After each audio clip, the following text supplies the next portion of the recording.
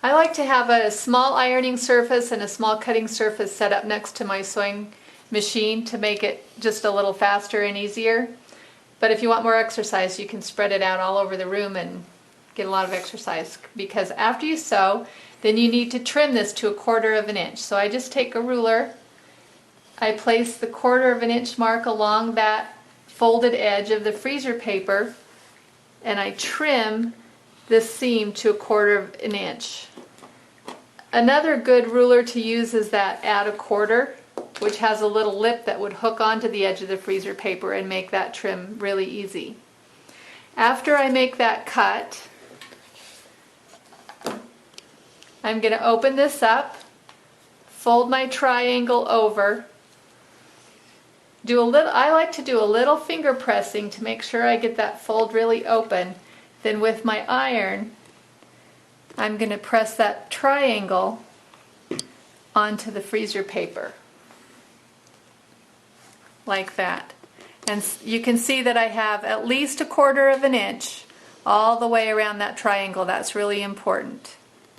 Now I'm going to fold down the line between numbers 1 and 3. That will be my next section to sew on. I'm going to do the same thing. Orient my triangle so that it's the same shape as this one. Fold that back. Take my right sides and put them together. Make sure as I do this that I am leaving at least 1/4 of an inch on either side of the paper, and then I will take this back to my sewing machine to sew. Okay, once again I'm just going to sew right along the line, right along the edge of the freezer paper fold, starting above it and ending beneath it. It's easy just to sew all the way to the end of the fabric.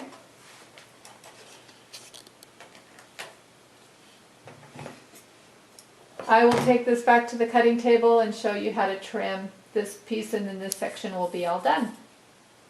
Okay, as you trim, you want to make sure that that triangle is still folded off in that direction. You don't want it out here or you'll cut it right off and lose it. So the triangle's folded, the freezer paper's still folded, everything is still that way except for the seam allowance. That's what we're trimming. To 1/4 of an inch, as we did before. We'll fold that to the front. Do a little finger press,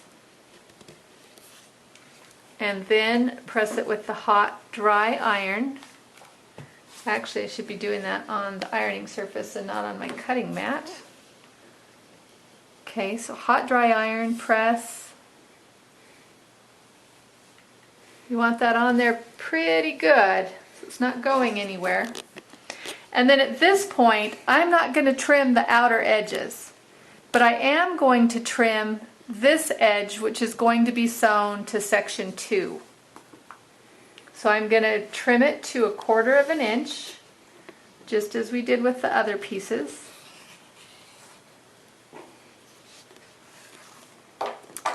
And this is my section 1 so far.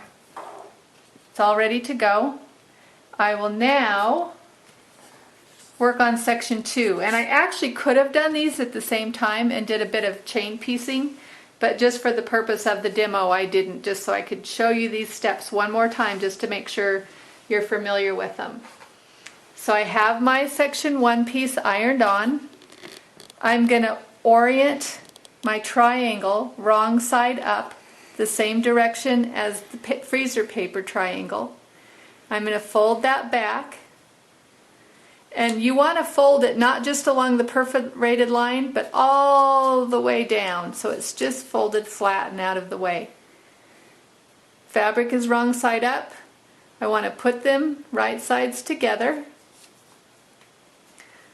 Take a peek at the top. Make sure I have a good 1/4 of an inch along this side and up. And then I'll take this section to my sewing machine and sew it. Okay, with this section, it's just important that I'm 1/4 of an inch above that perforated line. So I don't need to start all the way back here where I am, but I just do just to give it more of support. I'm just going to sew all the way along the freezer paper.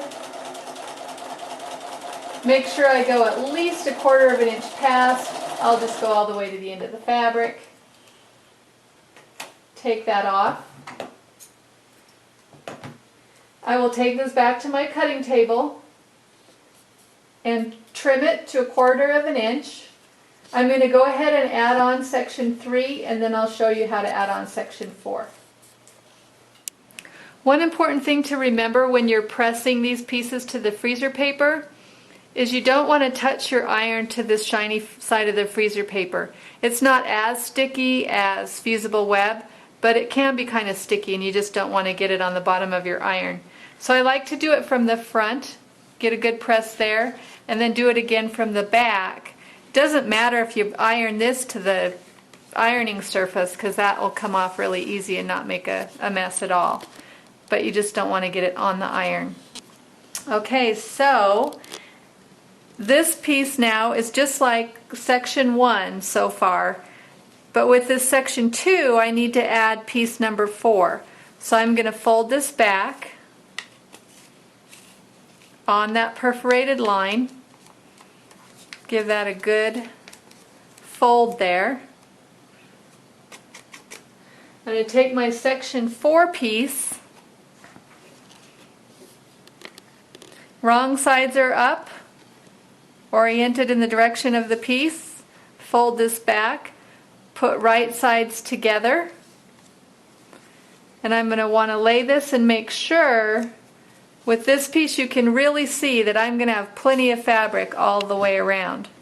So I'm going to take this to my sewing machine and I'm going to sew all the way along that line, leaving at least 1/4 of an inch off of either side. And then I'll be back here in just a bit to trim this and then show you how to sew the two sections together. Along the straight edge of the fold there, now I'm going to trim it to 1/4 of an inch.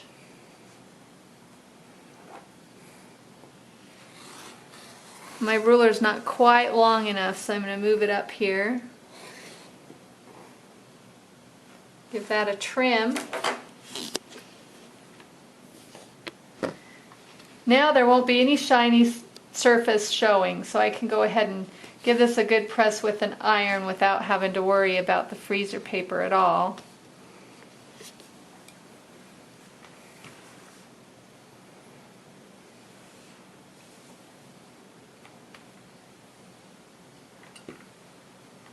I do want that really stuck to the freezer paper at this point, so I do like to turn it over and press it from this side as well.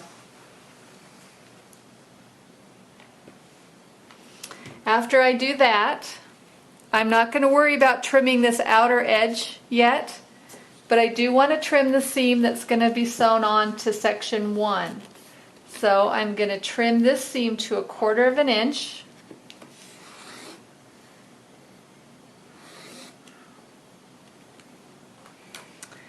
And now we're ready to sew these two sections together. And here's where a couple of pins will come in handy. You have your 1/4 of an inch seam. I like to leave the freezer paper on as a guide. But you really want this lined up properly. So I will take a pin and I'll put it right in at this corner. I'll stick it on the other side right in at that corner.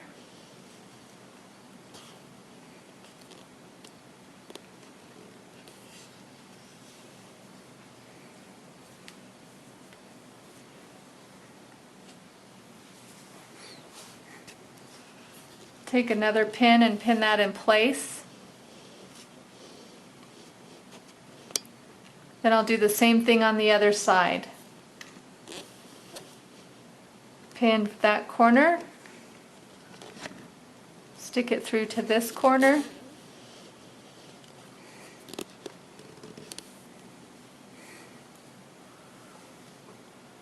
make sure the seams are lined up, Pins in the proper place.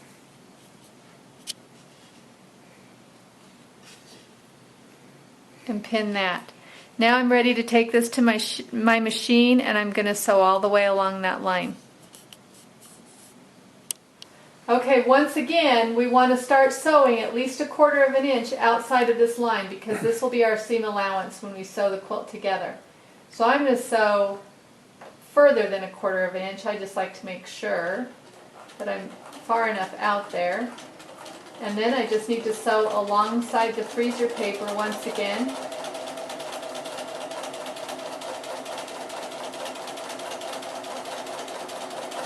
To the end and beyond, so that it's further than 1/4 of an inch. The block is all sewn together, and we'll go back to the cutting table and I'll show you how to finish it up. Okay, the block is sewn together. All I'm going to do here is press it, and I just press it in the seam in the direction that it wants to go. In this particular piece, it's wanting to go to that section 4. So I'm just going to press it right over there where it wants to be. Once again, I was doing it on my cutting mat. So I'm going to give that a good press from the front and the back. There's the block pre-trimmed. Now you trim it so that you have 1/4 of an inch outside the freezer paper line all the way around. So I'm going to line up my 1/4 of an inch right on the line so that I have 1/4 of an inch extra fabric on the outside. Trim that one side. I'm going to turn around and do that to all 4 sides. This is my 1/4 of an inch seam allowance that I'm adding in. I'm not adding it in, I'm just not trimming it off because we want it to be there. Okay, the last side here. Okay, so there's my block from the back with 1/4 of an inch seam allowance all the way around. There it is from the front. This is block J4 in the Dear Jane quilt. Now let me show you how easy it is to take that freezer paper off. Since we didn't sew through the paper anywhere, it peels right off. As easy as can be. These patterns can be reused. You can reuse those patterns, they'll stick again. So don't throw those away if you're going to make more than one block. You can give this block another press, and there it is, all done. Freezer paper technique is just super simple and easy, and a great way to work on a lot of these Dear Jane blocks.